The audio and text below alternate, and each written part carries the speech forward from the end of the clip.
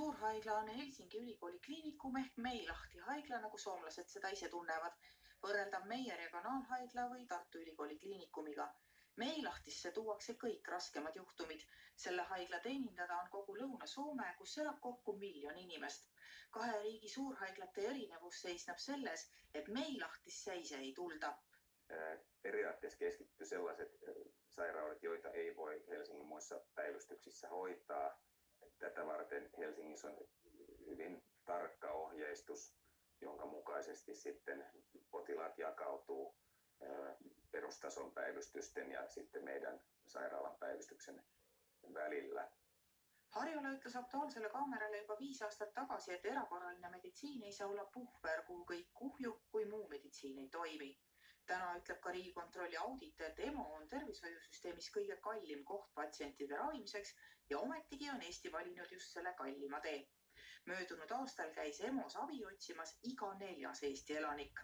Kui Harjolal on Soomes võimalik piltlikult öeldes mitte erakorralist abi vajava patsiendi ees haigla uks kinni panna, siis tema ametivend Põhja-Eesti regionaalhaigla EMO-keskuse ülemarst Vassili Novak seda teha ei saa. Et meil on kõik lubatud. Meil ei ole piirangut võimalik sättida, et seadus ei luba. Et meil on olukord, kus patsiendil õigus ükskõik mida teha. Ja teine küsimus, väga hea rääkida, kui on alternatiiv olemas ehk kätte saada. Mul õudselt kahju vaadata patsiendi, kes tõepoolest ei ole nii kriitilises seisus, et kohe peab alustama raviga, diagnostikaga. Et võib seda rahulikult ambulatoorselt planeerida, aga ta ei mahu kuskile. Soomes käib asi nii, et patsient helistab oma tervisekeskusesse ja seal otsustatakse, kui kiiret või millist abi ta täpselt vajab. Vastuvõtule registreerimiseks ei pea telefoni otsas muusikat kuulama, vaid pereõde helistab tagasi. Soomlane teab, et Küha ja Nõuga tuleb minna pereõe juurde ja sinna saab vastuvõtule kohe. Just sellistest juhenditest ja eelkõige patsiendi informeeritusest tuntakse puudust Eestis.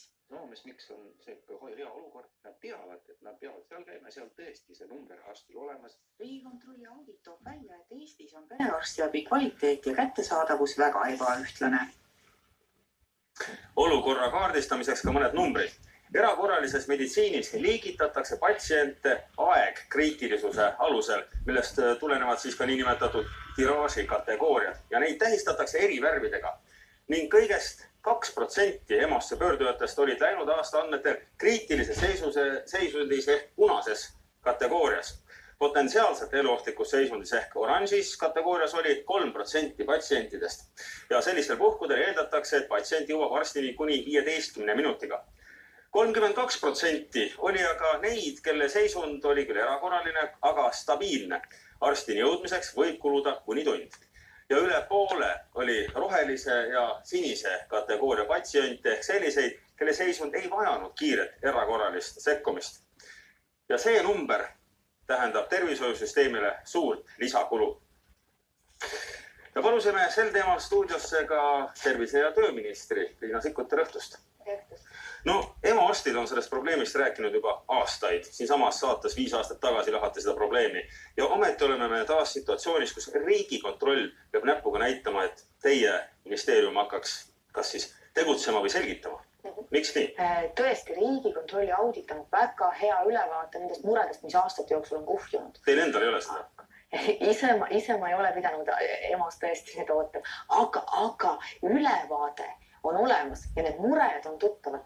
Tõepoolest ka 3 aastat tagasi kiirabiga seoses me rääkisime nendest samadest asjadest, et patsiendid pöörduvad nii, et neil ei ole tegelikult vaja vältimatut abi.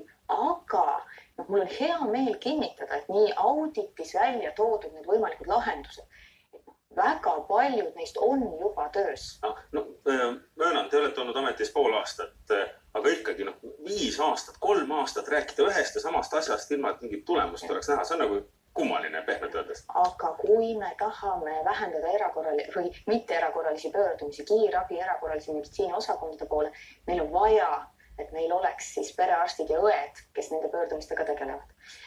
perearstide vastuvõttu, õdede vastuvõttu on suurendatud. Peremeditsiini residentuur pikeneb aasta võrra, sest kui me soovime, et perearstid teeksid rohkem, me peame nendele andma ka need oskused, et nad oskaksid meid laiema ringi tervisemurede põhjal aidata. No praegu oleme igal juhul süsteemis, kus perearstisüsteem sellisel loodetud kujul ei toimi nii hästi, et see asjad kuhjuvad. Ma ütlen, et perearstid süüdi on, nad töötavad ülekoormuse piiril, aga näiteks audit toob välja, et järsku perearsti rahastamissüsteem tuleks üle vaadata, sest et see pearahasüsteem soodustab seda praegust probleemi. Ma olen nõus, et perearsti abi kättesaadavus on ebaühtlane ja kvaliteedi asjad on ebaühtlased ja sellega tuleb tegeleda. Aga see hinnang ka selle auditi põhjal anda meie perearstidele ja õdedele, et nad ei tee piisavalt või nad ei tee veel hästi, see on minu meelest ebaõiglane. Aga kas see rahastussüsteem, pearahasüsteem töötab nii, nagu ta võiks ja peaks töötama? Rahastussüsteem perearstidel on tegelikult, kui vaadata Eesti tervishoiusüsteemi, seal on see kõige paremini välja arendatud, seal on väga head motivaatorid,